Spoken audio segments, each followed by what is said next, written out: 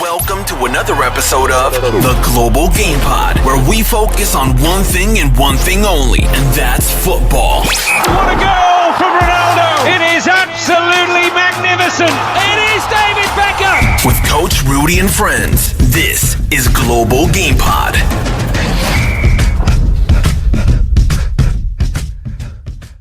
Yo, what's happening, people? Welcome to another episode of the Global Game Pod, brought to you by CKB Interiors. As always, if you need a kitchen, bedroom, make sure you visit their website. I'm back with another episode, another special guest, one close to me. This is my brother, my big brother, sports scientist at Arsenal. Yeah, I will say it again. Sports scientist at Arsenal, and also running a platform called Apneh in football. For those who don't know what that means, might be watching it. It's just basically similar to Asians in football. It looks after the community. I think that's the best way to put it. Not just his local community, but it looks after the whole Asian community, in that sense, South Asian community, which is brilliant stuff. He is Mr. Nav Singh. Welcome to the show, Mr. Nav. Thank you very much, brother. Glad How's to be things? here. Finally, How's yeah, things? all good, man. All good. Can't wait to have a conversation with you about this space, Asians in football, and everything that you wish to ask, man. Yeah, nah, definitely. It's a pleasure having you. I've been meaning to get you on for a while. Just been staggered with episode after episode after episode. So it was like, I got to get Nav in somewhere, and I've finally got you in, man. I see the grind, man. I'm watching from afar. I see your effort, man. I see your work ethic, and it's amazing to see it. I hope it just gets better and better with each episode. Yeah, 100%. I mean, a guest like yourself is only going to make it better. Trust me, because these stories are the ones we want to hear. It's not about, like I keep saying it, it's not about bringing in pro footballers, although I'm never going to say no to a pro footballer sitting opposite me. Happily take him on all day long. But it's about giving opportunity and giving a platform to people in different sectors, different industries, different things within football, and let people realize that there's many pathways to this game. It ain't just about being on the pitch. I mean, we all dreamed about being on the pitch, innit? So that's why I want to start with you. I want to go back to your younger days, and what were the initial ambitions for you? Was it like everyone else, and that's to become a football player? Yeah, exactly like everyone else. Nothing to do with culture. I just love the game. From the age of 5, I remember it very distinctly. Age of 5, growing up, wanted to play football. All I ever did was play football. As a young Asian kid, obviously we're family business orientated, so I lived within the family business, like on top of a shop. Wasn't allowed out much, so all I used to do was playing football in the back square, which was quite big. It's quite a big back square, and just constantly have everyone that I knew from my area play football with me. And then that was it from 5 all the way through to 16, 17.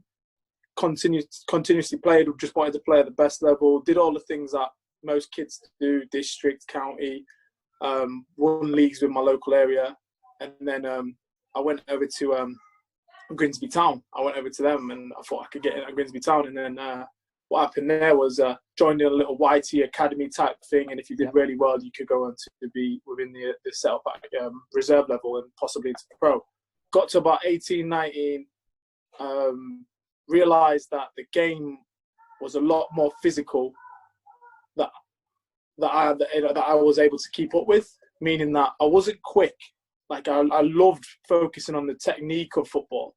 I love that aspect and my confidence around the whole physical side. I had no idea how to be fast. I didn't no idea how to be fit. My knowledge of fitness was basically runs around the park, right? Mm-hmm. Nothing to do with high intensity work, conditioning work. So I was and even my nutrition was whatever I'd come back to. It was never a designated nutrition for me. My mum and dad were very supportive of me in football, but they didn't focus their attention on it. They knew what keeps me happy is playing football. Yeah. So do that, but everything else related to it, they were like, look, we don't really know. Whatever you need, we'll help you to. And then from there, I just became literally. I had a good friend at the time who said to me Nav, we have got no education. We're not going to be footballers. We love to play it. Let's get an education. We were let's actually go to university and actually take this seriously. And I was like, you're right. Like, I told mum and dad I was going to be a PE teacher because that was the only field I knew, right? Yeah. And then sports science came up as a degree option. I thought, this is sick. This is not PE. This is not sports studies. I'm going to do sports science. I love the idea of it. The reason why I love the idea of it is because they were teaching you how to make the human body better physically through nutrition, through training cardiovascularly, through all the aspects of sports science. How could you make an athlete? And I was amazed by that. That interests me. Whereas back in the school days of science, back in the school days of maths, English, those things they had to be done, but they didn't interest me the way sports science did. Yeah. And then from there, man, I just worked away at it, got into university. Having been at home for about 19 years, I've never been really independent, and I was screaming for it, man. I was like, look, I want to get on my own 2 feet and do my own thing. So I moved from up north and I travelled all the way down south because of a football coach, first Asian football coach. His name's Nav Singh. Yeah, he's from Letchworth, and all he does is, you know, Bao, yeah. I've heard Good about guy, it. man. Yeah. He's obsessed with futsal and ball mastery type stuff. And he was like, now, if you come down here, I can get you into a club or you can come and work with me. And at the time, he had his own like football academy type thing. I was like traveling the world and stuff. And then from there, I went to uni. From uni, joined the uni football team. Loved it, man. And then did sports science as my degree option. I met so many Asian people. Like from going from up north to having no one that was Asian. I grew up in an all white black area. No Asian people at all. We were the local shopkeepers. To then literally an influx of Asian people. Yep. Yeah, all in Hertfordshire. So I was in Hertfordshire University. I couldn't believe it. I remember playing for the uni, there was no Asian players. And I was like, what's going on here? Like, how is they going to have like this many people and not one person trial out for the university team? Yeah. And then I remember me going for the trials and I got in. I was fortunate to be good enough to get into the team, and I could never play my position. And I remember this, and I was like, the manager was like, who wants to play fullback? I knew I couldn't play centre back or striker or midfield because everyone there, the black lads were fast as anything. They could score. I knew I couldn't keep up with them lads. I knew the midfielders. As soon as I saw them, I was like, no chance. They're gonna. I watched them. They're gonna run me ragged. Fullback came up. Put my hand up. I said, I'll play fullback. No, I know what I'm doing. As long as I get on the pitch. I ended up getting into the university team as fullback. Then moved through the university team into centre back as captain into centre mid. I was like literally just because of through consistency and work ethic, I just went for it. And then, mate, I literally enjoyed the whole time, right? It's university, like it was just finding yourself, being independent and whatever, and not really focusing on my sports science side because there was nothing related to football. It was a lot to do with athletics. It was a lot to do with cycling and stuff like that. Okay. And I was like, no, this is all right. This is good, but when can we focus our attention to what makes footballers? And then I remember an internship coming up, anonymous, completely anonymous, Rudy, yeah? And I applied for it. It was for a year. I was thinking, yeah, sick. It's a year internship at a football club. I applied for it. Everyone else applied for it.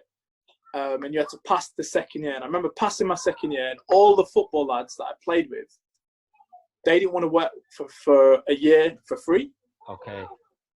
And then I was like, I'll do it. Like, I'm up for it. Like, I'll get a job. It's working in football. That anonymous internship came in as Arsenal Football Club. Wow. I bet they regretted that. Like, I didn't even tell anyone. Like, and the reason why that happened is because the university lecturer at the time had worked at Arsenal during 2001, 2002. So we were literally like the best years. And he was like, oh, Nav, like, I haven't told anyone this because I didn't want anyone to get too kind of involved in the fact it was Arsenal. I wanted people to see if they were willing to do this internship for a year for free and work in football. And you're the only one that came from that background that wants to do it. So look, the one of one, go for the interview. I remember telling my mate, I flipped the table that we was in our university dorms, and he was like, Nav, you can't tell anyone, man. You can't mess about. You've got to get your head focused. You've got to get on to this. Like, I know you're not fully sports science, but this is your calling type thing. And then I knew from them, really, I was like, this is me. Like, I've got to put my head down. I went to my interview, got in there, spoke to the coach at the time, the fitness coach. He was like, look, I know you have no idea what you're doing. I know, Yeah. but at the end of this, I want a book. I want you to write everything that is on our football players that you've learned throughout this whole time. I was like, sick. I'm in. And mate, I literally, for a whole year, bro, start to finish, I remember getting there at 9, finishing at 9. I remember doing every single day, bro, for a whole year. I just didn't stop. I just wanted to let them know that even though I might not be educated, fully into it, I will give my work ethic. I will give everything I have to making them see the work that I'm capable of doing. Gave them the program, gave them the little portfolio, and they loved it.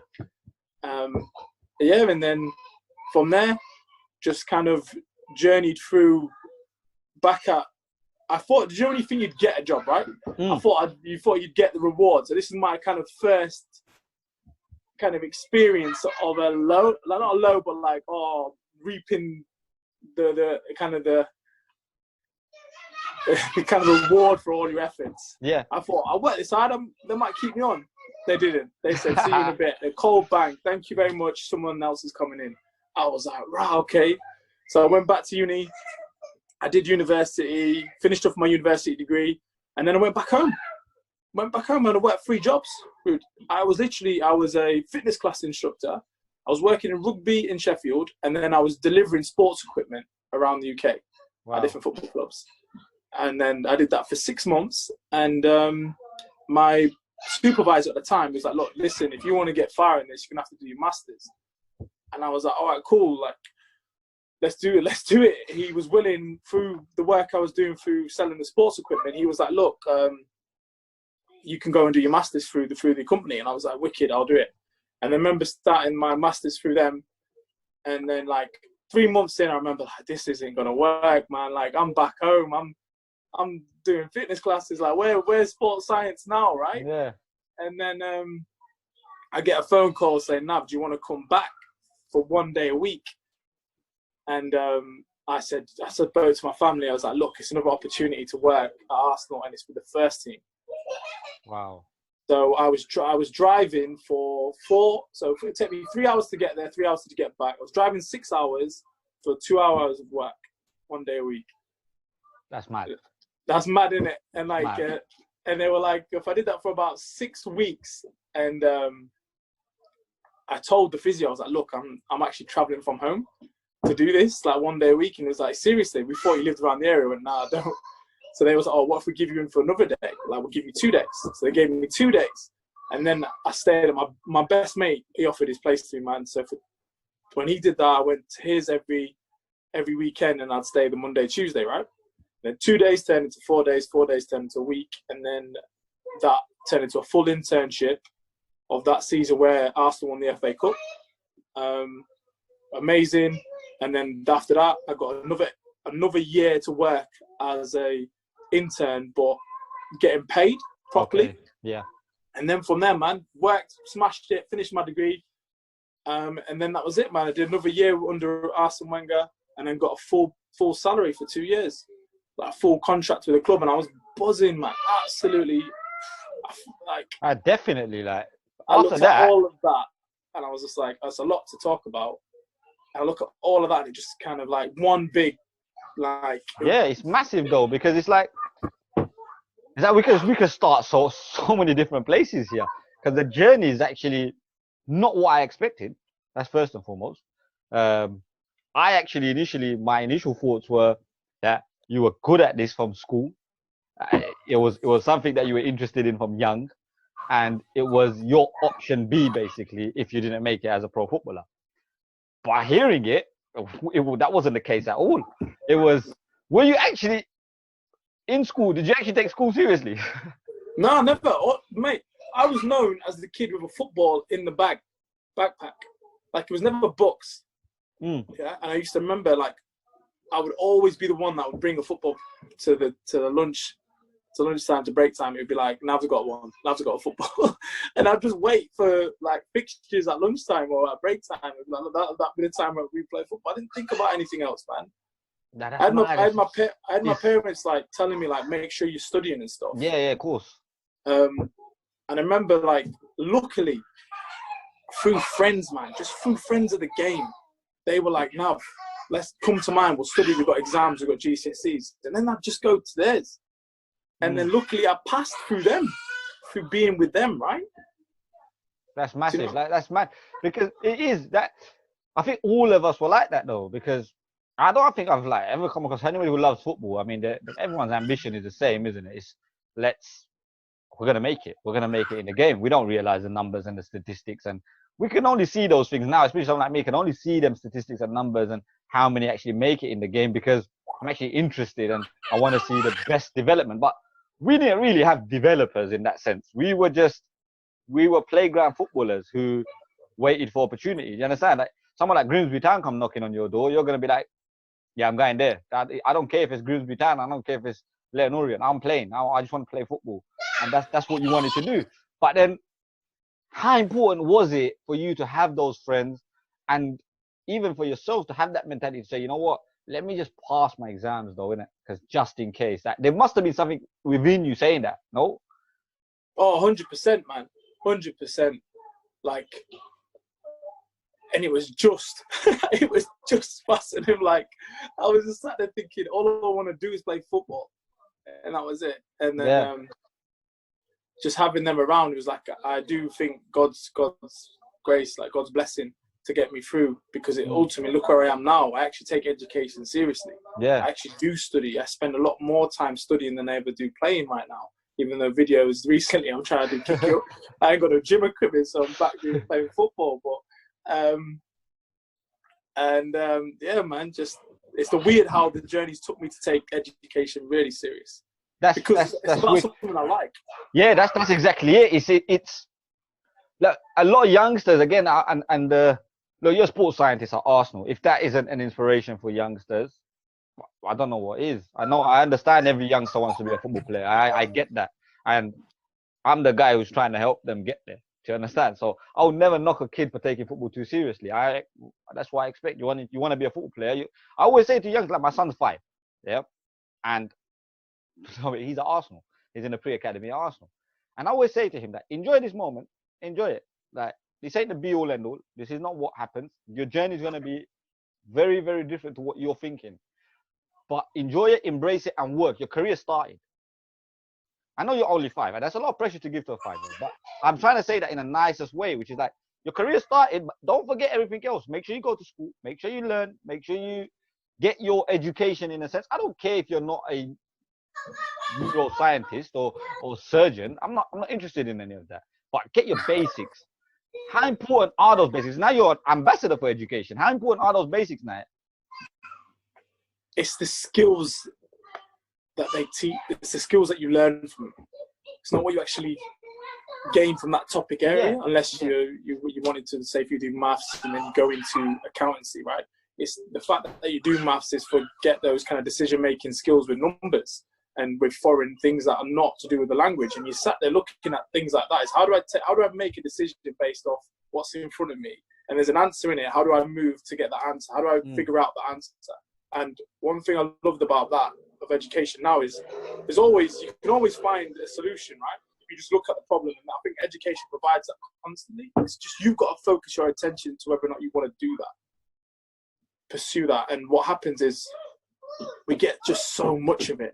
Do you know what I mean? Like, there's so much that is overwhelming that we end up hating the fact we have to do 100 different topics or like 5 different topics and then try to pass all of those. It ends up kind of sitting on top of each other. Whereas if you're giving a kid one thing and say, be the best at that, and they enjoy doing that, whoa, like, it'd be scary to see, right? Like, big thing I always say is like pianists and violinists, like, no one sees the work that goes into them. And like, if you've ever tried to learn the piano, it is ridiculously hard.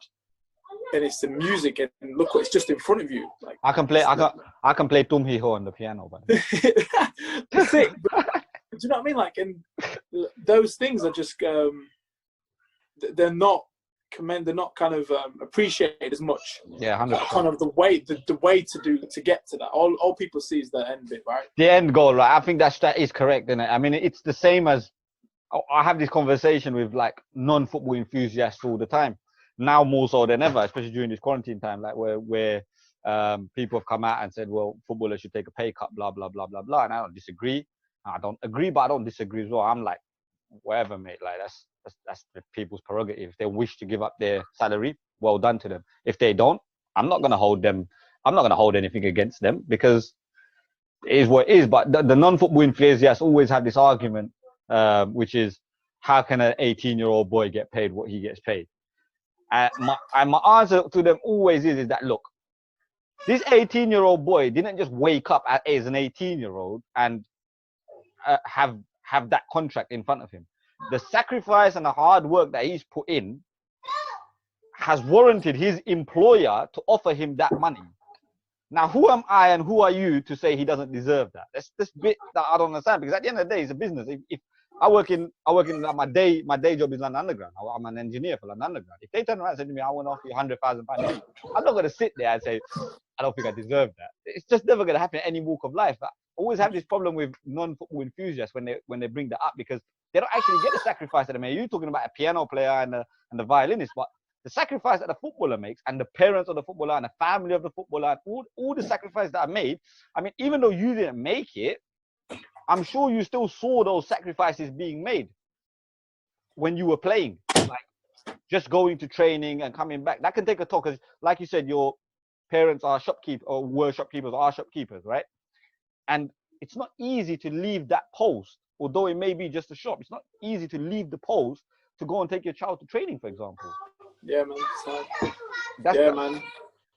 Definitely is. It is hard. It's a hard process to, like, when I look back at my journey and what I'm trying to do now, and being on this podcast and talking to you outside of this, is looking back at all the things I didn't have and trying to give that to the community in a mass and a global way, like the name of this podcast, right? Global Game Pod, right? It's all about, my obsession became what makes a footballer. Yeah. Do you know what I mean? Like that's where my obsession. Like every day I would spend as a sports scientist at the club. I wasn't just doing my job. I was watching the way people behave. I was watching what they did. I was watching what times, the structure, like the backgrounds of these individuals. Do you know what I mean? Their personalities. And I was just sat there like learning constantly, to a point where I wasn't just from a book, because I could learn the science from the book, but I was learning through practically, right? Yeah, I was learning through people, and that just as an accumulation of the years. And I was just sat there thinking, what makes a footballer, not just Asians, right? What makes a footballer? How do you make a footballer fitter, faster, stronger? Yeah, and that was my obsession at an early age. Was like, what are those things? What do we do? What is the structure they have to do? And then what you realize is, if you get that structure in place alongside playing the game at a younger age, and then you build that over years. What do they say about practice, right? Yeah. If you're doing that from a young age, and you're building that up, and you're doing the foundation, no one's telling you to be an Olympic sprinter, no one's telling you to be a marathon runner. But if you're doing those foundations, as you get to an adult age, you're literally peaking then. Yeah. And you have the physique, you have the appearance, you have everything that you would need to be a footballer at the highest level, because it's not just one thing. Because with my understanding was, all I did was, if I keep playing football, I'll be a good footballer. Yeah. Do you know what I mean? Yeah. And it's one of my biggest points that I keep making, because we have this stereotype attached to Asians in football. We have him, whether we like him or we don't like him. We're trying to break him, 100%. That's what people like myself, yourself, Z, who's been on the pod, and a team of people that we're putting together. And we're doing this behind the scenes, and no one even knows what we're doing. And we're not going to tell everyone what we're doing, but they'll see in time. They'll see what we're doing. But we're trying to break these stereotypes. Do you understand? And one of them, for me, the biggest ones for me, isn't parental support, isn't lack of attitude and stuff like that, or poor attitude, stuff like that. It's diet. It's nutrition. It's always been one of my pet peeves that, no, wait, we're not going to be successful in this game if diet is as traditional as what it is. And by that, I know by that I mean curries and the oil and all of that stuff, yeah? Mm-hmm. It surely can't be good for you. It surely can't. And I always say that with no real education on it. I just say it from a common sense perspective that you can't be eating this much of it and expect it to be healthy. And my parents are quite traditional. I don't know about you, but Asian parents in general are quite traditional in a sense where now chapati and curry is good for you because it's home cooked. Yeah, and and I get home cooked food is the best food that you're ever gonna eat. But how important is this nutrition? How important is this diet? And what are the kind of things that, for example, a 5-year-old should be eating and should be doing from a young age all the way up? Because it's like with anything, innit? If you don't, like, I don't drink, for example, yeah. But I'm never tempted to drink because I've never tried it. So I don't have a temptation for it. But if I was given, like, for example, if I was given sweet potato from as a 5-year-old boy, maybe today I would like sweet potato because it's innate, it's in me now. This is what I'm given to eat. But do you think we spoil our kids too much in that sense, where we give them a bit too much junk? Yeah, I think to talk about nutrition first. Yeah. We have the access to so much information via Google, where we can type in healthy foods, right? We can watch a number of YouTube videos on eating healthy, right? And a lot of people, what they do is they watch these YouTube videos and they try to apply it, but they don't apply it long enough to see the benefit. Yeah. And what they do is what they're kind of known to, what is normal for them. And then what people really need to realize is, if the Indian culture, the nutrition is bad, some of it, they can't just draw their attention to it just being Indian nutrition. It's the amount that that person is eating and how often, as well as the content of it. So to look at it, is Indian food bad? Some of the dal and some of the sabji are not actually that bad. They're nutritionally the best you can get because they're made fresh. But does it mean that you should eat 5 or 6 chapatis or rotis after it? I would question that. Yeah. Do you know what I mean? Yeah, 100%. I would question why would you eat so much? It's the how often that you're eating and how much of that you're eating, right? And I think with our culture is, are we allowing our kids, or are we allowing our kids to do enough activity outside of what they're doing at home? A lot of the kids that I remember growing up is, if I didn't play football outside, I was never taken to any activities outside of school just because of the business. Yeah. But, and also with food, it was food for all. It wasn't food specifically for one person. It was just food. This is what you're having today, right? And it was never, you only eat this much. So when I look to educate people nutritionally, it's just making them aware of how often you're providing your kids food and what it is that you're providing them. Do they need it? Nah. If they've gone and they've done nothing all day, they do not need to be sat there eating and smashing their face in. They just need to be a bit aware of, like, well, they don't need that. Whereas what happens, we still keep giving we as a community, we eat more than what we should. Yeah. Our body doesn't need it, and it's a massive issue in society, right? It's not just Asian kids. It's global conversation, nutrition, right? And a lot of people, they jump on things that are the most popular: veganism, pescatarian, fasting, keto diets. They jump on what's popular rather than looking at their own diets, and then looking at the basics of their own diets and looking at how much of it am I eating and how often am I eating it. Yeah. And So does it support my needs? Would you say that it's based on nutrition is based on each individual?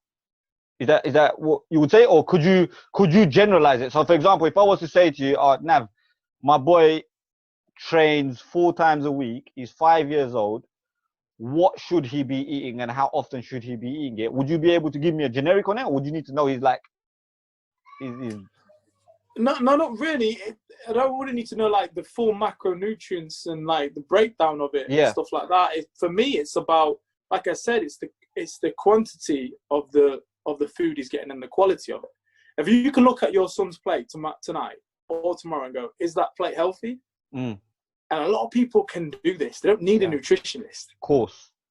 If you look at the plate that your son's about to have, and you look at the day that he's had, you can see, you go, does he need a plate full of pasta and he's done nothing all day? Yeah. Yeah, I see that. He's been on the computer. Right? Being aware of what you're providing your kids is more powerful and more influential than actually giving a food or a particular food. Yeah. Do you know what I mean? Because then it forces you to be a bit more particular. It forces you to do one thing. Whereas if you just be aware of your current situation and look at what they've done that day, the quantity, meaning the how much, and the quality of the food. And I think everyone's got the capability of looking at a plate. Yeah, 100%. And looking whether or not it's healthy or not. Yeah, of course. You know what I mean? I think if everyone looks at a cheesecake, they'll go, is that healthy or not? Then they can definitely go, yeah, that's not healthy. I think that famous old saying, a little bit of everything is fine as long as you don't overdo it, right?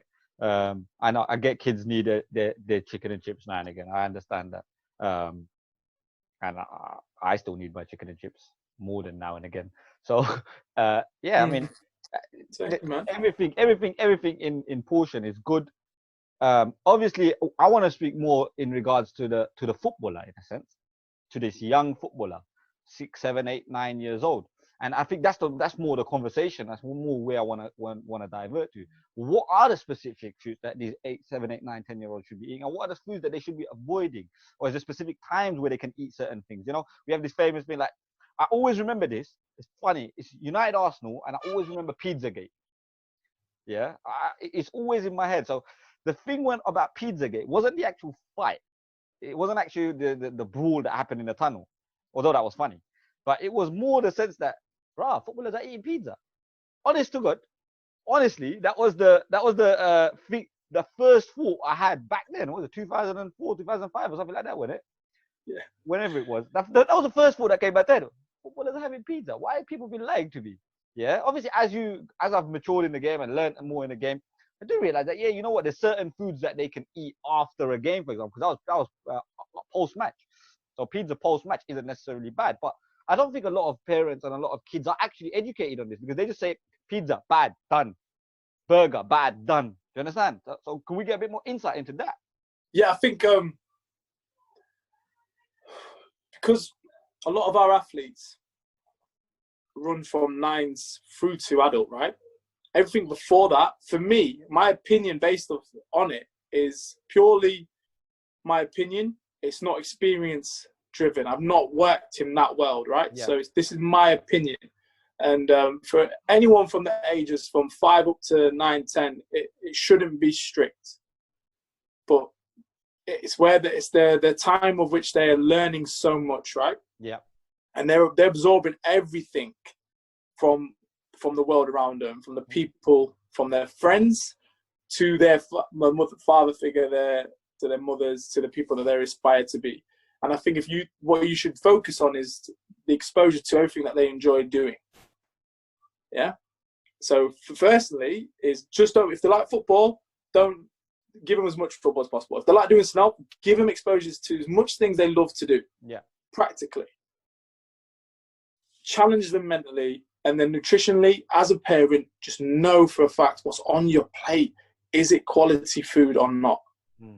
Is it is it the amount of it? Is it enough for my kid? If you sat there and you give your kid a nutritional meal, which is basically a tick box to the world of any healthy YouTube website you've ever watched, and then afterwards they go steam a bag of crisps or they steam a fizzy pop, would I judge them? No.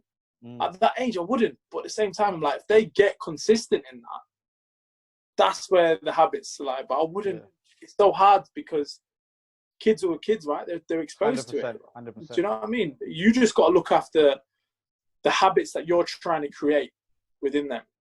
Yeah, that's you right. You don't want to lose that kind of that kind of free factor that they have as kids. I mean, that kind of free flowing, taking the world for what it is, right? But you can kind of orientate what they see. What do you want to give them time to see? I think that's what it is. I think it's become we're living in a time now where, I'm saying, times are changing in a sense where as an Asian community, and I keep going back to the Asian community because we're both Asian. The kids that I have are predominantly Asian boys. So this is not just for Asians, but the Asian community in general. We have this thing now where we know opportunities are there now. It may be not subconscious, but even parents and even children to an extent, and the outside world knows that opportunities in football for Asian people are now there.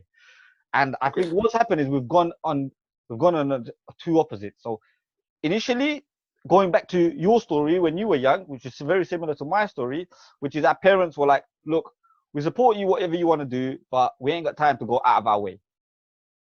Yeah, we got work. And it's as simple as that. And I really don't begrudge them for that. That's what they did. They parented us to the best of their ways. And obviously we're now the next generation of parents. And what's happening is it seems to be a tide turning, but instead of it turning slowly, it's a case where we're going from one extreme, which is that, to the next extreme, which is right, broccoli, spinach, tuna. Do you understand? Yeah. Yeah, I know exactly. It's an extreme that people are trying to find the winning formula, and they're trying to give that winning formula to a kid who's 5 years old, 6 years old, and he's like, "Well, you're gonna make him do that now?" Yeah. And at the end of it, it's like it gets a bit too much, and you got to remember that age is for learning, right? It's for taking in it's the only chance we get to be a kid. Being a kid is the most funnest. You don't have no responsibilities. There's no pressures. You apply pressure, you take the fun out of it, right? 100%. But going further up in the years, one thing I've noticed is when you get to 16 and above, a lot of Asian players and a lot of players in the world, not that are non-Asian as well, like because they lose that support from school, like they don't have structure in their day, they're going into colleges, and then if they didn't have college football, they have to go and play men's football, which the disparity is like that big, right? Yeah. They suddenly believe that they can't keep up, they can't play. So what I've noticed is distractions get increased. Yeah. And then they still want to play the game, but they don't adapt to the game that's here. Physically, mentally, they don't adapt, and they're not consistent. Mentally, as in when I say they're not consistent enough to keep going and playing at that level, whether it be men's football, whether it be pro football, and what it takes to actually keep playing at that level. Yeah. So for me, it's like when you know distractions are getting higher. When I say distractions, like lads like that like to go out, that lads that like to do things and go with their friends and do certain things, whether it be things that are not going to benefit them as athletes. Yeah. Or taking too much time away from them. I think part of that distraction is, and I'll call it a distraction, is that what you just mentioned, or I'll touch on it, is that you see where you say that they're coming out of that structure from school. You know, lunchtime is lunchtime, break time is break time. You're only eating at lunchtime, you're only eating at break time. You might get a meal after school and or like a small snack, and then you'll get your dinner. And it's structured. Even nutrition is structured. Yeah, well, people fail to realize that when you're in school, your nutrition is structured. But when you hit that 16 years old and you go to college, now your nutrition is your mum giving you £10 or £20 or whatever it is now. I don't know what it is now. I used to get £1.25. So yeah, I don't know what it is now. Yeah, EMA back in the day. Yeah, them ones. Yeah, nah, Emma rejected me all my life. You know. Oh, gosh. But yeah, but that is also a massive distraction because you're now in control of your nutrition. And where you're talking about keeping up, you've got all these distractions that are naturally going to come, which is, you know, the going out and the partying, which they shouldn't be doing anyway. But all of that stuff, and the girls, let's get it right. And for the girls, the boys, let's put it out there because it is what it is.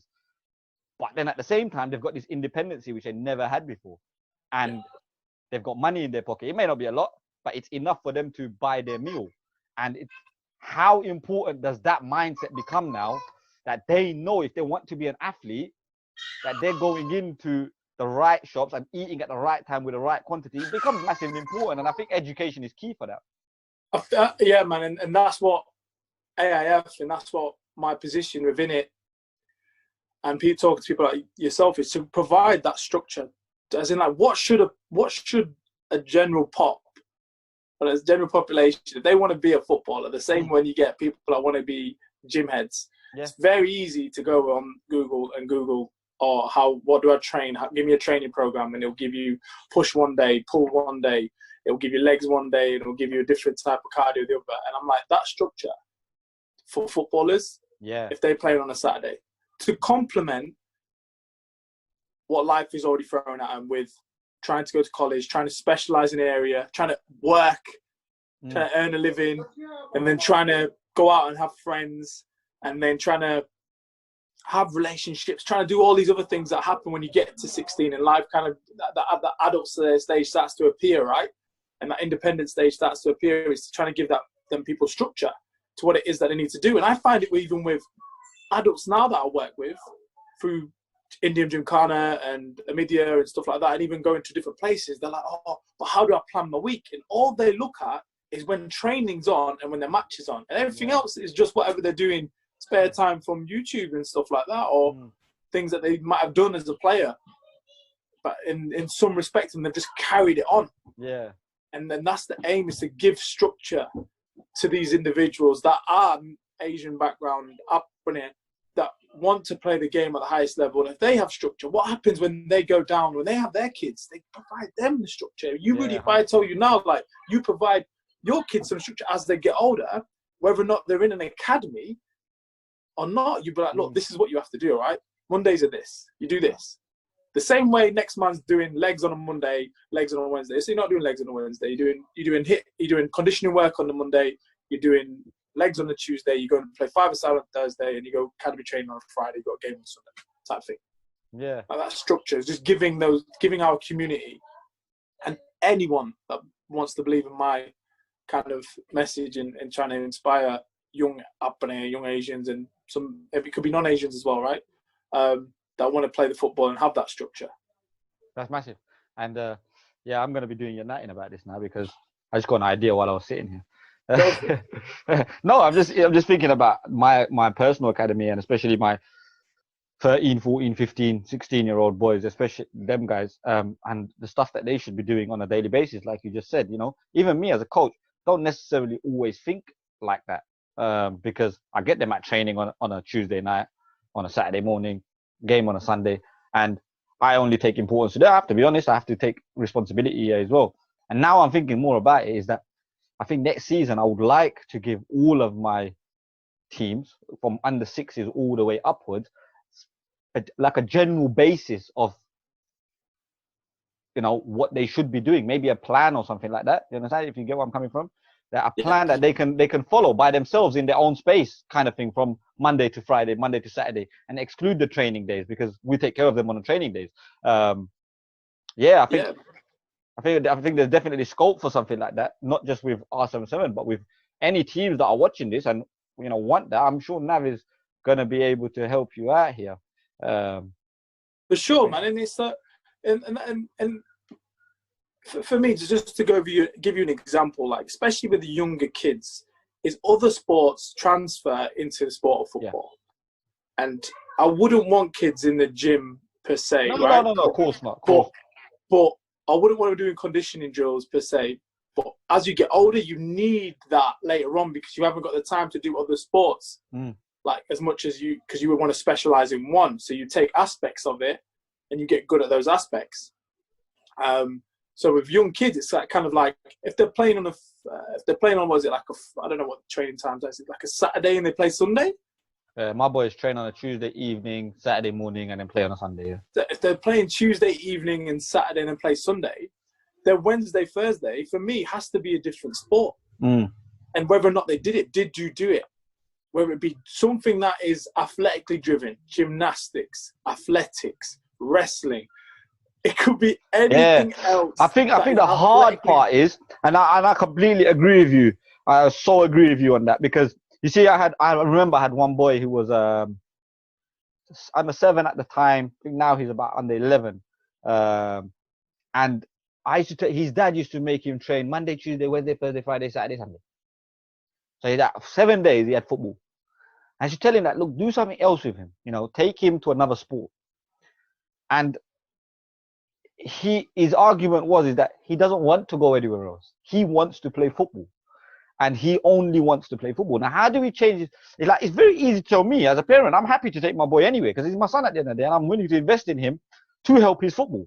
So if that means taking him boxing or taking him here, you won't believe the amount of stuff I've got in my house. The way I introduced him to falling was I bought a trampoline as a young boy, 3 years old, and I said, go jump on that. If you fall, you fall, because I feel like kids lost the concept of falling a little bit because they don't go out like we used to go out. You know, climbing trees was normal for us because we had nothing better to do.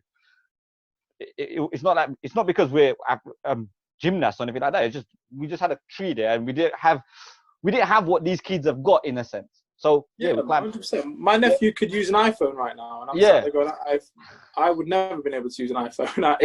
Exactly. At an older age, I'd be like, what the? When the mobile phone come out, I was struggling. Exactly, and even then, all we had was Snake then.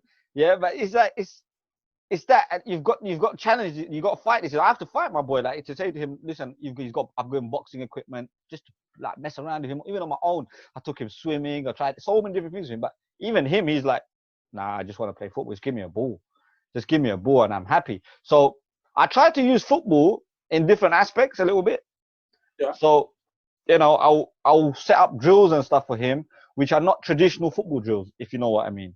Yeah. And they're more related to other sports, but he won't know. So like, I might do a little challenges with him, and I have some YouTube clips where we have a little YouTube program between us where we do like football drills and football challenges and stuff like that. And I'll just like, you know, make him play basketball, for example, and use it in a football drill. So he has to get 3 hoops in a row, so hand-eye coordination, and then he gets to take a penalty or something. You understand? Or there's a forfeit involved or something like that. And I think we have to be creative as parents as well. We can't be like, and I mean this in the nicest way, we can't be like how our parents were, which is like, just get on with it. But we have to take a little bit more responsibility and be more active in their upbringing and in their athleticism as well. For sure. And you got to remember, like, again, I'm new to this, right? I'm new to this, trying to give back to our community, right? Yeah. I'm very focused on my job role, and my job role, trying to dissect that in a way that can influence our community. And going off your point right there about young kids, I'm still a novice to it, right? It's not my world. I haven't spent time in it. I'm not a grassroots coach. I openly put my hands up to it. That I don't know the world as of yet. But one thing I do know is that multi-sport is massive, and the concept of it for young kids is, if you're going to do football training, it's a team sport, right? Yeah, of course. If you're going to do an individual sport, you're going to learn 2 different things. And if you want to learn about competition and accountability, if you did something like athletics or tennis, where you're having to learn a skill and then compete as an individual, purely as an individual in that sport, and then see whether or not you succeed, it's like a small dose of competition in my eyes. But it's just a different sport. And then when you go into the team sport world of football, people forget this, that football is not an individual sport, it's a team sport, meaning that the team allow us to win, not the individual. Yeah. Not the best player on the pitch, even though sometimes the best player excels and does win the game. Ultimately, long term, it's about the kid who can take on any challenge, right? Who can do his job really well within the team, but if he's doing it as an individual and he's showing that quality of work, my understanding of sport would suggest that I would love my kids to do more than one sport. Of course, 100%. And that's another brilliant piece of advice that is. But I want to touch a little bit on the AIF stuff that you do as well. Because obviously, you don't only do that here. And I think people need to understand that, because you've got a project out in India, is correct? Yes, yeah, man. Talk to us about that, man. And what inspired that? Yeah, so AIF started 2 years ago. And it was a concept of giving back. Yeah, like at the time of achieving my degree, my master's, and the time at Arsenal, I was like I'm so happy. Like I was buzzing, right? I thought I'd achieved a part of the mountain that I was climbing, and I was looking out, and I was like, look, I'd love to give back, man. Yeah. And one thing I looked at giving back was inviting our communities to give back in no expectation or return. And I was wanting to do it in a football way. I didn't want to do it in a way of that I've seen other people do Seva. Like, I wanted to do it my way. And I came across a school in India that used football to help them get away escape from the kind of their circumstances being child marriage, abuse, and just lack of opportunity, man. Like, they didn't have what I would have. They didn't have the opportunities that in the UK we are so blessed to have. Yeah. And then a part of me was like, look, I'm going to go there. I'm going to reach out to that person. And it was just like an idea of mine. And then I didn't know when I was going to do it. I didn't start AIF at this time. And then straight after getting my contract with Arsenal, I just got my degree in my master's. My dad had a heart attack. My relationship broke down. And then straight away, I was walking into a job where I was like, what else can I do? I've done it now. Like, I suddenly became like, 3 things hit me. I was like, what else am I going to do with my role as a sports scientist? Like, how else can I improve this? Yeah. There was something else that I wanted more. And I looked at all of those 3 things that happened and I was like, oh, I need to do something. I need to get my attention somewhere else. And I remember the idea I had in April, and I was like, I'm going to divert it all there. Like, I'm not going to fall and just pit into this like feeling right now that I was having. So I put all my attention into starting Asians in football. And when I started it, I was like, the reason why I started it is because when I sat with my dad in the hospital, we were watching the World Cup. At the time, we were just watching it. He was like, when are we going to see Apneh on the pitch? And I was like, I don't know.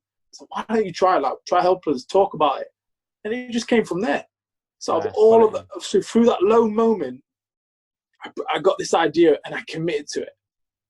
And then from there, I just, like, every time I kind of think of wonder where my career is going to go, I always think like, nah, man, I've got an opportunity. Let me try and influence some people. And then AIF started, man. And then when I started it, I just went to a local Indian football team in India, Gymkhana. They loved the coaching that I was given. They were like, no, we've never been coached like this. And I had my first time ever coaching, Rudy. Yeah. Again, our first time ever coaching, man, it was brand new to me. And they was like, we've never coached like this in a football team. And I was like, all right, cool. Like, I'm enjoying this. And then I started doing videos on the phone. And then people had seen what I was doing. And they were like, not footballers. They were videographers. They were photographers. They were web designers. And like, look, can we jump on this little topic of yours and like, can we make this an actual thing? Yeah. And I got gassed, man. I was like, yeah, man, let's do this. Like, let's make videos. Let's do it, because I was watching social media and I've always been a person that was small following, just followed the people that inspired me. Yeah. And family and friends. Yeah. I was that guy. And that account finished, and then I started football, my account again, Asians of Football. And I was like, all right, cool, if I'm going to do this, I want someone else to look at this page the way I used to look at other people's pages. Do you know what I mean? I want them to be like, oh, that's sick. My man's doing it in football. My man's specialising in our community. My man's showing us score goals. My man's showing us doing skills. My man's trying to influence us. That was the whole idea about it, right? And then, these guys just jumped on board and was like, oh, look, what's the first project? And I was like, look, I'm looking to go to India. Like, do you want to come with me? And that was it. I thought, what better way to start Asians in football, which is now happening in football, than doing an actual documentary in India, in a place of India that was not related to me in any sort of way. Random place in India, and they were going through such a tough time, but they were using football and were the happiest people you've ever met. Like, they were buzzing when they were playing football, but their circumstances were difficult. Yeah. And that for me was like kind of like the whole goal of it, of Asians in football. It was like, look, I know people's journeys are difficult, and if the sport is what you're passionate about, don't stop. Like, these lot ain't stopping. They might not be professional footballers, they might not be professional coaches, but they go every single day because it makes them happy. There is no monetary value here. There's no ego for them. And that was kind of like my premise of the documentary. And then what happened once we did all the filming, we had Arsenal jump on board. I tried going to different companies to try sell it, and all they cared about was the brand that I was working for. Okay. Can you get the brand? Can you get the brand? I was like, no, I don't want to do it with the brand, man. Like, stop that. AIF, we're trying to represent our community. I went and did a function in Asia for a Asian-based TV program. Thought I'd sell it there. I had Arsene Wenger come to talk on video to talk about the whole UA experience and to support the AIF. They didn't play the video, man. Wow. So my own community kind of let me down. It shook my hand and was like, "Yeah, we'll make this. This is a sick idea." And I delivered in what was asked of me, but I didn't get what I asked for. Yeah, I'm soon to find this out a lot. And then AIF, and then this is why I like that kind of attitude towards things. Like, you can tell you've been through the mill. Do you know what I mean? Like, no one can sit here and say you haven't given your backside to get somewhere, right? And then what happened was AIF stopped completely. We tried going somewhere else. Tried going to a different community because I had a lot of people messaging me that were not even from the people I were coaching with. Yeah. There were people around the world, man, from like Canada to India, saying like, "Please come." And I was like, my energy was like, why do I want to keep giving it to our local UK community that ain't giving me anything back? Exactly. Let me go and give my energy to some of the people that want it back. And I went to Toronto. I did it with them. I couldn't believe the Asian community there loved playing football. I was laughing, thinking these lot don't play football. Their main sport is hockey. Their main sport is basketball. Nope. 100 kids, 3 days turned up. Wow. Every single day. And then that was it. I was like, look, this is where it's starting to feel good now. Like, I understand why I'm doing this. It's not about the people, the popular people. It's about the actual message. Yeah. Those are the people that I'm trying to inspire. And then I think it's natural though, isn't it? That when you do stuff like you're doing, the popular people jump on anyway. So it happens. And I was searching for them. I was searching with them because I thought that they could help bring this idea, because it was such an important message. I was like, if the FA are doing something and we're not still talking about doing anything, I was struggling to see other people that was doing this. And now I'm exposed to people like yourself. I'm meeting more and more people that are involved in the game. I'm like, this is where it's evolving now. Yeah. And if we can evolve together, sick. I think that's exactly what it is though, isn't it? That, and I was saying to you before we jumped on this, but yeah, I had a very negative attitude towards people, certain people in this country in terms of Asians in football, and they were Asians in football, and I was like, yeah, these guys don't want to work together. These guys don't want to take us on the journey with them. Like a lot of people in high places, people don't understand that there's a lot of people that are Asian in high places in this game.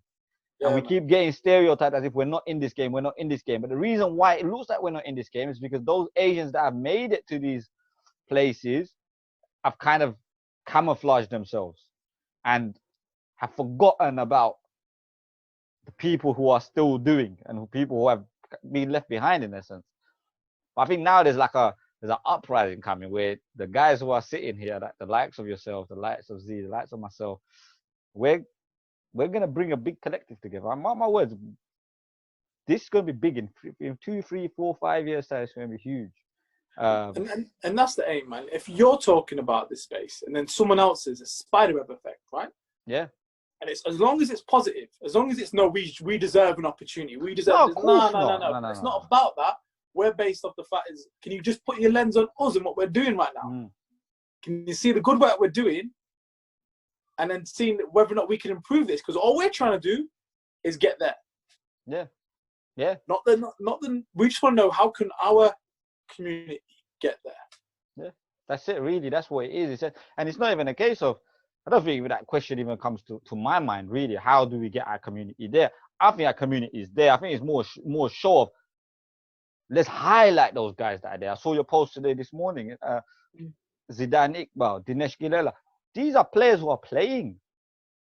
And how many have heard of them before? Do you understand? And I had this conversation the other day with a parent, which was, just because you can't see us, don't mean we're not there. we're there. And then I brought it back because he just wouldn't understand it. So I brought it back to myself and said to him, how many people know I'm at Villeray in reality? Apart from our small little community, who knows? No one. So there's your answer, really, isn't it? Like, so we're not gonna know anybody who's doing their thing in their area. And because of this channel, because of this podcast, we've had now people reach out to us from Birmingham, from all sorts of places. And you know what? Platform's theirs. I'm bringing them on. I'm trying to just do it slowly, because I don't want to lose it as well, in a sense where we just Asians in football. That's not what this is about. That's not what you're about as well. Do you understand? Like, your day job is working for Arsenal. You're around plenty of nationalities day in, day out. You understand? And it would be wrong of us to just focus on just our community, because that's not what football is about. Football, and the reason why I call this the global game pod is because it's literally what it is, the global game pod. Like, you're talking about your journey in India, and I for one applauded it. I was like, brilliant. You know, this is quality stuff. But because I could resonate with it, because I did the same thing in Gambia. Yeah, man, I've seen that. You understand? I've seen photos. I haven't seen videos, man. If you could send me your videos. Yeah, I mean, I could send you videos and stuff like that. But these guys, they work every day. You know, I get update weekly on what they're doing, because it's R77 brand out there. Like, we want to put the brand there. We said no, like, we want to be involved in this, and if the brand is there, it means that it's part of it. We have to take interest in it, because like with any business or any sort, it's not even a business. It's free. Like, we just provide the platform for them. We're building a pitch for them, which is only the 8 grass pitch in the whole of Gambia. So it's functioned by a borehole. It's got mechanical. It's FIFA have got a pitch in Gambia. I think it was the first ever grass pitch in Gambia. FIFA got pitching, and we're bettering FIFA's pitch. So, we're going toe to toe with FIFA. Like, no problem. We want to do it, but we're not. That's what I'm saying. I have to emphasize it. We're not just about Asians in the game. We're about everybody, anybody who's struggling in the game, and anybody who's finding it hard.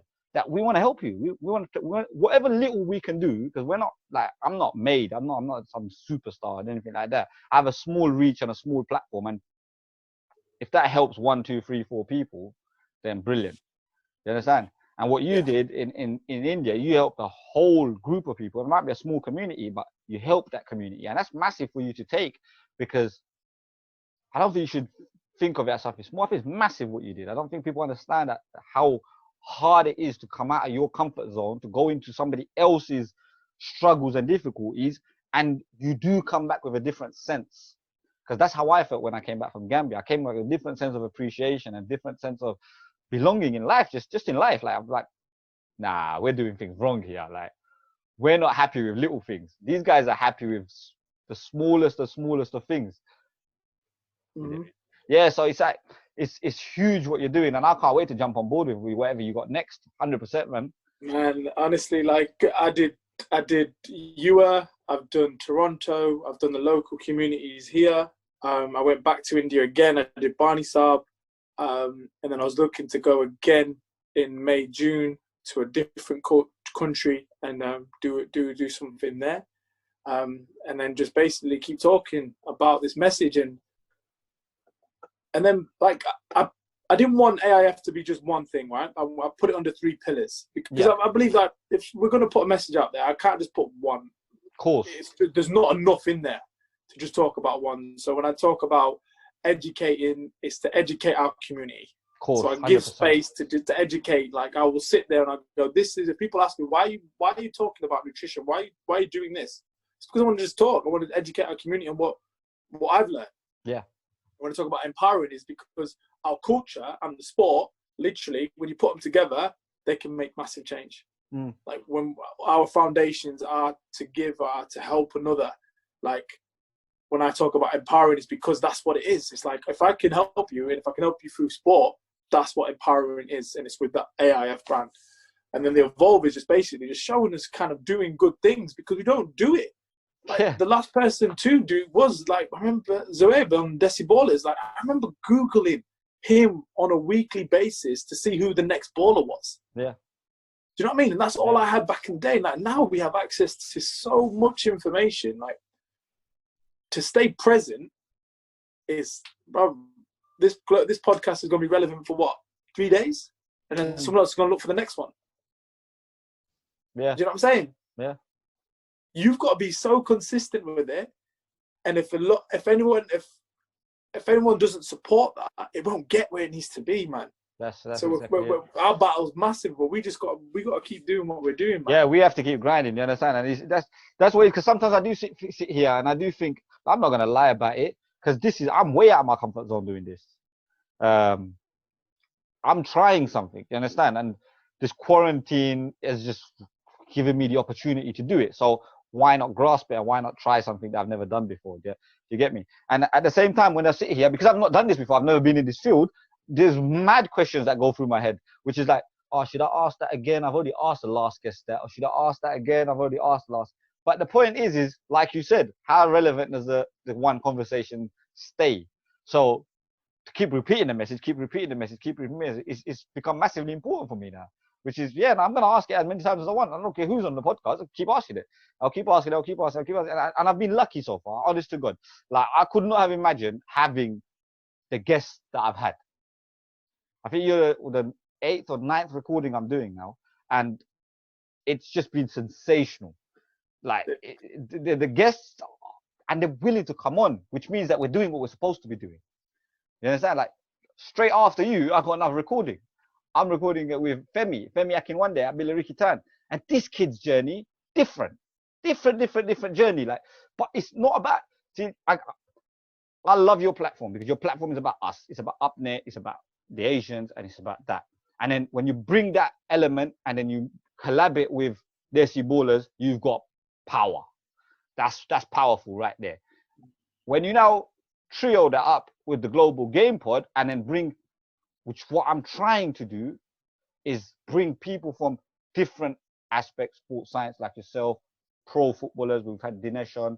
We've got Harry's one coming out soon. Femi coming on from a non-league perspective. I even want to interview one of my youngsters, 15-year-old, because I want people to understand what their thought process is like as well. Why are we assuming what they think when we can get them on and see what they actually think? Yeah, man. And I think a round table with us three and a guest is powerful. It's got to be mad. It's powerful. And the fact that you've shown consistency. Because I remember ringing you and saying, look, I've been giving this idea so many times. I was like, someone needs to do it, because in my eyes, I tried doing it with IG Live, but I knew it was like, I just wanted to see it in the world. I wanted someone else to create this space. But did I want to be the one that led it?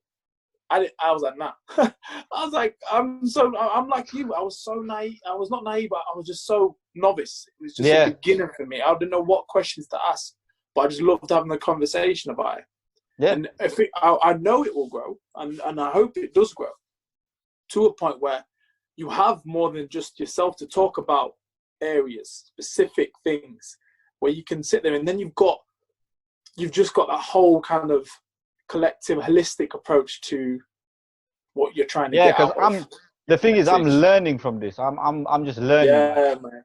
Every day is learning. Like, I bring on all these guests, and I'm more like when you were talking earlier on about the nutrition and everything like that, bro. I'm learning. Like, I'm not asking for the sake of asking. I'm actually sitting there and asking what I want to know, because hopefully, because how I look at it is a pyramid effect, isn't it? Like, at my club, I'm at the top of the pyramid, and the guys below follow kind of what I say and what I do. So if I'm learning, then they're learning, and we can share that knowledge on. But here we got that first hand now, and this is what's brilliant about it, because previously to this, I would have a conversation with you, for example, and then I have to translate that conversation over 200, 300 times. Now I can just say, go and watch this. Just go and watch it. Like, 1 hour, you're done. You've got your education and different aspects of things. Yeah, man. And you doing this now, and hope when it does evolve, is you have access to our community. You have a whole grassroots academy. So if you're talking about who's going to listen, you have it within you. You have it literally going down through 16 through to 7s, right? Yeah. And if you've got conversations which are for them to listen to and their parents, it's huge. Look what else you've offered them. Not only are you offering them coaching, you're offering them insights into the sports science part of the game. the general conversations that not general, but the open questions that Z brings to the table, and then with yourself as a lead of like, look, this information is going to who I want the message. I believe it matters to, and that's your academy and the parents within that academy, and then hopefully that just spreads, and then everyone else follows that same premise, man. Yeah, 100%. That's why. But you're on it, so listen. This is literally a global game pod episode because it's going global. You're a global man, Nav. You just understand that. You're a global guy. Like us guys are happy, like in that little comfort zone. You're a global guy. You understand? You're too modest. You're too humble. Honestly, you're too humble in what you do. You are actually bigger than what you say you are. Honest to God. Man, I'm trying, man. Nah, you're doing your thing though. But the thing is that that's what I love about you. Is that you're genuine. You're humble. Every time I've ever spoken to you, previously it's always been face to face where we've just met kind of thing. It was only this year where we exchange numbers and we speak on a regular. We're on a WhatsApp group now where we're planning big things. You understand? But nobody should be face to face. Every time I come away from you, I've always like whoever I'm with, I always say this kid's a top lad. This guy is just a top guy. You know that. Like we need more of him. We need more of him in the world. And yeah, that's what, because you're humble. You keep your thing. Anyone in your position could be like, what? Well, I'm just chilling with Obama. You know, what's your problem? Like, what's it got to do? Anyone could do that. I wouldn't even knock him for it. Do you understand? I would not knock him for it. But you don't.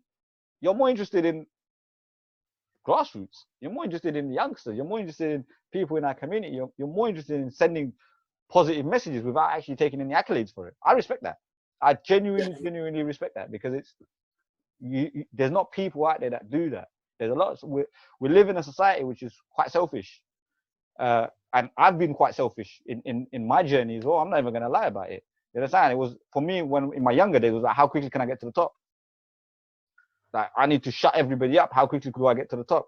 And then slowly, as you mature and as you meet people like yourself, you're like, nah, I've got a chance here to do something bigger than myself. And people like me need people like you, because if I didn't have people like you, I would just be that same young selfish guy who was just in it to be like, yeah, well, I want to get to the top, and how quickly do I get there? Do you understand? 100%. And like me having the experience that I've had now at such a young age, people still associate myself with the work that I do for the club that I work for. But like with the work that you do, the influence that you have on our community is just as powerful, but no one sees that. No one looks at it in that light. Do you know what I mean? And I'm sat there going, well, the only thing that's missing is if I could turn my head towards you and go, well, this is what we do. This is what I've learned. What about if you implement that? Yeah. And then straight away, my influence is hopefully influencing you, and then you influence your academy and others that are wanting to listen to this, and then straight away you've inspired one, you've changed the life of one person who's thought differently, who's applied things differently, and that for me is massive, man. Massive. Because like I said, I kind of like I wanted something else, man. There was something else that I was kind of searching for, and I found it in this. So right now, it's brilliant. What you're doing is brilliant. Honest to God, I'm a supporter. You know I'm a supporter. Yeah, I hope after this you've gained a whole heap of new supporters, because that's what the aim of this is. It's like seeing Dinesh on your post today made me happy, because I felt I had a small part in that. It did, man. Yeah, and that's what we want to do. Exactly, stuff like that is what we want. We want people to talk about people who they not necessarily might have been talking about a few days ago. And we're going to keep doing it. I'm going to keep doing it. And this is not the last time I'm going to see you on this podcast. Believe you me, we're going to see a lot more of you. Like today was just about getting to know you, your journey, stuff like that.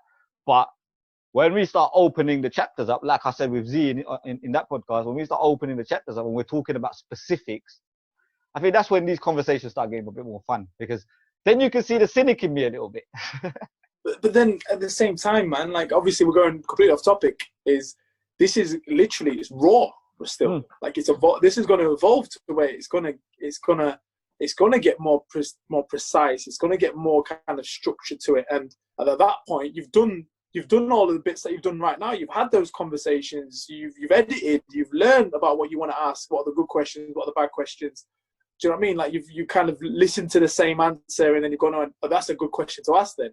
Because if that's the same answer I'm hearing, I need to ask that question, and we need to fill that. We need to get more answers to that question that I keep hearing. Do you know what I mean? I think the thought process behind it is just for this time, like while we're in quarantine, is to bring on as many people as I can from all different aspects, you know, and learn about them and learn their journeys. And like I said, these are people who are not necessarily have had the limelight they should have. So give them a platform to speak their story and tell us their journey and stuff like that. At the same time, I'll be learning from it.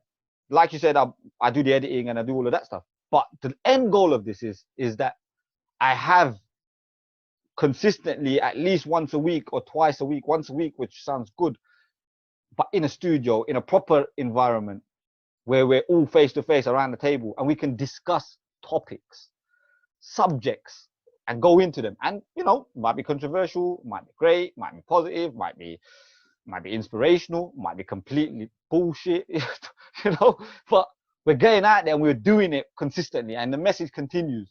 And I think that's what my long-term ambition for this is. But you all have to be on that. That's what I'm trying to say, that you are definitely one of the people I need on that. Well, obviously we've gone a little bit off. I love the space that you created, and to talk about the reason why I'm on this is because it's to basically to kind of join on to your message, to show that idea of support in our community. Yeah. And listening to what it is that we need to do to get better. Yeah, 100%. That for me is that's the thing, and it all comes from like giving your hand first. 100%. I don't know if I'm allowed to touch it at the moment though, because yeah, man, it's been great to sit there and actually go, look, I'm gonna do this, I'm gonna listen, we're gonna have this conversation. I don't mind it going out to the world, and I don't mind listening. I don't mind being asked a question. Like, that's massive, man. It's huge. Yeah. You're giving everyone a voice now, man. Yeah, God, listen. You're consistent. It's inspired by you guys, and I said it to you before the phone call. It's inspired by firstly coming on your IG, straight away off that, listening to you and Z, off that, having that phone conversation was massive for me. Like, it could have, for you guys, it might have been just a phone conversation. We're just talking. For me, I was there and I was like, for the first time, I feel like I've got people outside my own who are on the same wavelength as me. Yeah, man, 100. That's huge for me. Do you understand? That's huge. But it's been, I can't let you go without asking you the most important question of the whole topic. Which is, go for it. Ronaldo or Messi? Ronaldo. Yes. Ronaldo. All day. Yes, I thought you'd go there anyway, because you're a sports scientist. You can't not go there. Yeah, man. Do you understand? Everything he does is I think he ticks all the boxes. I think Messi's a great player, but Ronaldo is full package in my eyes. Basically, when you were doing your masters and you're learning how a footballer should be, he had to have been a role model behind it now. Because he's Thierry Henry was mine. Thierry Henry was my kind of role model as I grew up. Like the whole, like, I'd love to see a player look like that from our community, right? And everything else was just, every player that I saw at professional level, I just wanted to see exactly what they were doing differently to what I had known. Yeah, footballers do, and then I just absorb it. I'm like, footballers need to do this. And one thing I did realize is they do come in different shapes, sizes, genders, and you can't control that journey to professional football, but there are habits that you can control. Yeah. If you get them habits right, hopefully that leads you to a successful career in football. But at the end of the day, don't lose the premise of I love football. I want to play this game, right? If you fall out of love football, then you've lost it, right? Yeah, 100%. I don't want to promise anyone a professional career. That isn't me. Just like I'm trying to promote these habits, that if you have these habits and you create this within you as a footballer or a young footballer, and you take that through, hopefully you can play the game at the best level, and we can evolve and get there. That's domino effect. 100%. That's absolutely brilliant. But it's been a great conversation. Some massive key points in there, especially for youngsters, for parents and stuff like that, and just the stuff that you're doing in general. I think it's right to highlight the stuff that you're doing, because you're doing some good stuff, and I think you've been focused too much. It naturally happens because being in the position that you are, you're focused too much on the helping side and the everybody else getting the exposure side where you kind of lose your exposure. And I think you deserve that exposure as well. So for me, it's a pleasure to have you on here. And Nah, man. Love. Thank you so much, man. That means a lot. nah, no problem at all. It's been top work. Guys, you know what to do. Like it, share it, subscribe. Like, I don't mind if you don't, but just at least watch it. You understand? And take heed from what he said. If you want to join a podcast, join it. We're open here.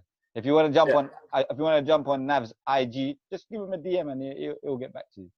Yeah. Any questions, Rudy?